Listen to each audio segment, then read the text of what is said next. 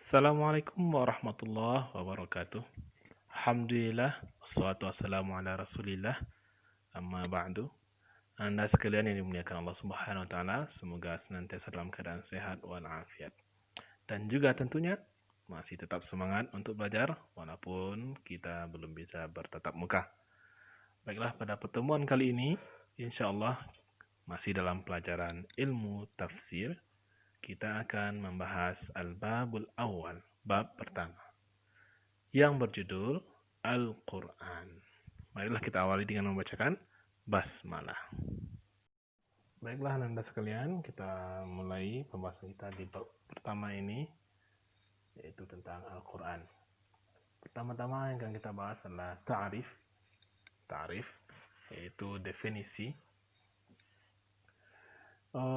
Secara keilmuan, maka definisi itu terbagi kepada dua.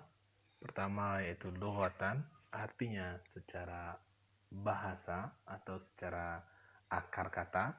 Yang kedua secara istilahan, yaitu secara kaidah ilmiah dalam sebuah disiplin ilmu. Nah, yang pertama kita masuk kepada definisi Al-Quran, ta'rif Al-Quran lughatan. Secara bahasa, kita akan menelusuri akar kata dari Al-Quran itu. Ada perbedaan pendapat ulama di sini. Pertama, mengatakan bahwasanya kata Al-Quran itu adalah sebuah kata atau isim mushtaq. Apa itu isim mushtaq? Mushtaq artinya adalah sebuah kata dalam bahasa Arab yang memiliki akar kata atau pecahan katanya. Nah, ada pula tiga pendapat yang mengedepankan asal atau kata asal dari nama Al-Quran itu. Pendapat pertama mengatakan bahwasanya Al-Quran itu berasal dari kata qara'a. Jadi, asalnya adalah sebuah kata kerja, qara'a atau fi'il, qara'a, yang jika kita tasrifkan menjadi mudhari'nya yaqra'u dan masdarnya qira'ah. Dan adapun Al-Quran itu adalah masdar persamaan dari qira'ah. Nah, qira'ah artinya membaca, qira'ah artinya adalah bacaan, maka Quran adalah masdar muradif, sinonim dari qira'ah yang juga diartikan dengan bacaan. Jadi Al-Quran, qa, ra, dan alif dan nun itu asalnya adalah qara'a. Karena kita mengenal dalam bahasa Arab, pada umumnya kata dalam bahasa Arab itu berasal dari 3 huruf asli atau kita kenal dengan istilah fi'il sulasi. Fi'il sulasi. Maka Al-Quran, asal pendapat pertama mengatakan Al-Quran berasal dari kata qara'a. Selanjutnya pendapat yang kedua mengatakan bahwasanya Al-Quran berasal dari kata qara'in. Qara'in ini artinya adalah sama dengan mutasyabihat, yaitu mirip dan serupa. Artinya apa? Al-Quran itu adalah berisikan ayat-ayat yang mirip dan serupa satu sama lain.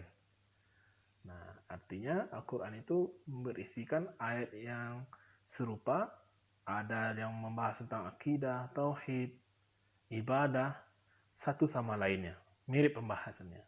Maka pendapat kedua mengatakan Al-Quran itu berasal dari kata qara'in, yang berarti mirip atau serupa. Adapun pendapat kedua ya. Adapun pendapat yang ketiga mengatakan bahwasanya kata Al-Quran berasal dari kata qar'un. Nah, apa itu qar'un? Al-jam'u. Artinya adalah mengumpulkan. Jadi kata Al-Quran ada 3 pendapat. Asal katanya yang pertama adalah qara'a, yang kedua qara'in, dan ketiga qar'un. Nah, adapun pendapat yang paling kuat itu adalah pendapat yang pertama, yang mengatakan Al-Quran berasal dari kata qara'a, karena itu yang paling dekat maknanya, yaitu membaca. Dan Al-Quran adalah bentuk masdar dari kata kerja atau fi'il qara'a. Nah, itu dia. Adapun pendapat yang kedua secara bahasa mengatakan Al-Quran itu ghairu mushtaq. Ghairu mushtaq. Artinya apa? Tidak memiliki asal kata. Lalu maksudnya apa? Ghairu mushtaq yaitu kata Al-Quran ini itu adalah sebuah nama yang memang dikhususkan oleh Allah Ta'ala untuk menamai sebuah kitab yang diwahyukan kepada Nabi Muhammad SAW. Seperti halnya Taurat, begitu juga dengan Injil, Zabur, dan lain-lainnya. Kata Taurat, Injil, Zabur, dan lain-lain itu adalah sebuah kata, sebuah isim yang memang diperuntukkan untuk menamai wahyu Allah yang diturunkan kepada nabi-nabi tertentu itu. Taurat kepada Nabi Musa, Injil kepada Nabi Isa alaihi wassalam. Maka Al-Quran tidak ada asal katanya dalam bahasa Arab. Al-Quran memang sebuah nama yang Allah berikan untuk wahyu Allah kepada Muhammad SAW, yaitu Al-Quran. Nah, namun pendapat yang kuat antara kedua ini adalah masih pendapat yang pertama. Al-Quran berasal dari kata qara'. Selanjutnya kita masuki kepada definisi Al-Quran secara istilah. Nah, artinya apa? Secara bahasa sudah kita selesaikan. Adapun secara istilah artinya apa? Apa definisi Al-Quran menurut para ulama Islam? Nah, ada banyak pendapat sebenarnya. Namun pendapat yang bisa menghimpun semua ragam pendapat itu, ya inilah yang kita hadirkan di sini. Ini yang kita hadirkan di sini. Kesimpulan dari semua pendapat itu, yang menggambarkan apa sih Al-Quran itu.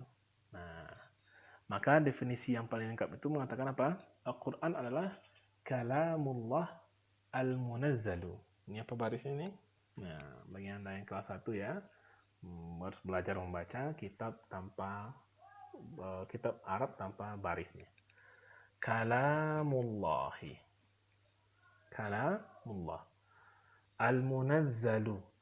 Munazzalu ala Muhammadin sallallahu alaihi wasallam al-manqulu bit tawaturi al-mu'jizu al-muta'abbadu bitilawati.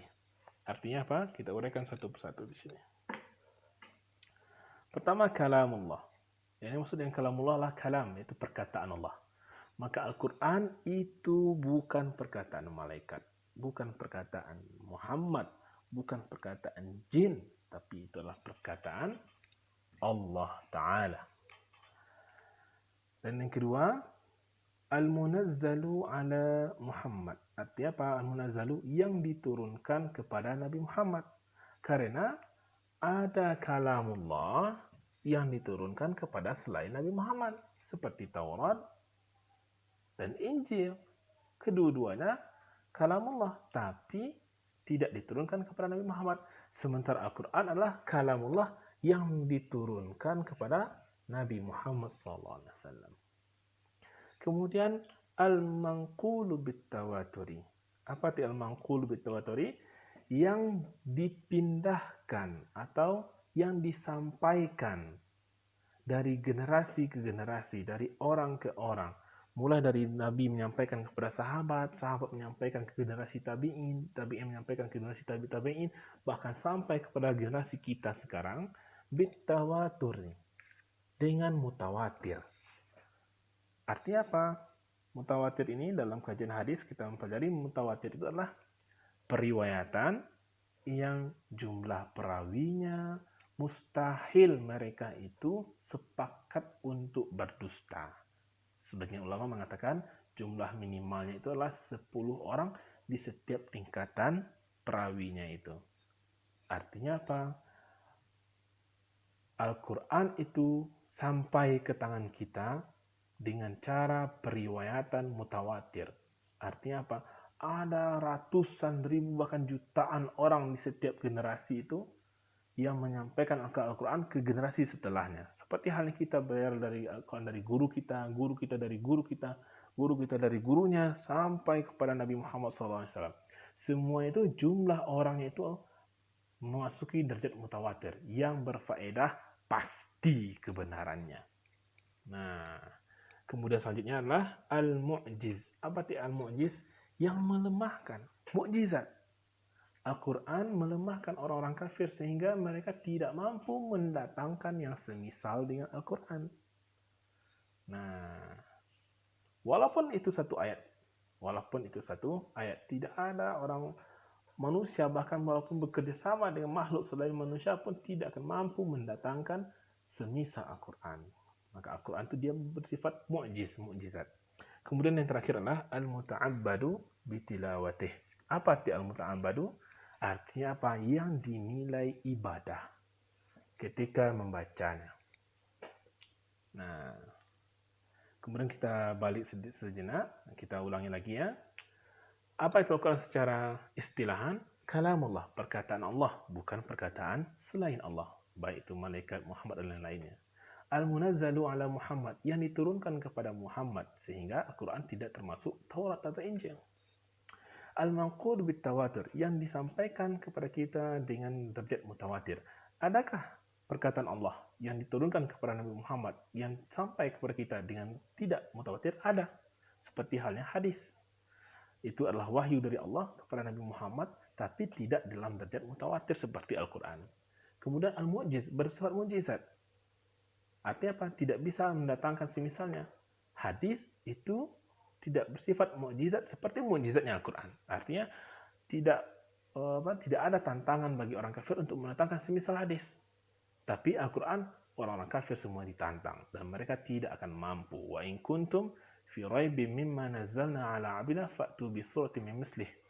Nah, fa in lam taf'alu, kata Allah ayat setelahnya, fa in lam taf'alu wa lan taf'alu, kalian tidak akan mampu. Kemudian al-muta'abbadu bitilawati, artinya dinilai ibadah membacanya.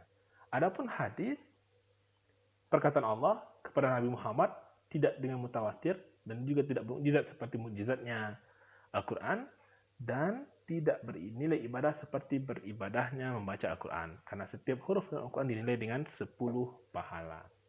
Baiklah anak sekalian, mungkin sekian untuk materi kita pada bagian pertama dari bab pertama tentang Al-Quran, yaitu tentang ta'rif.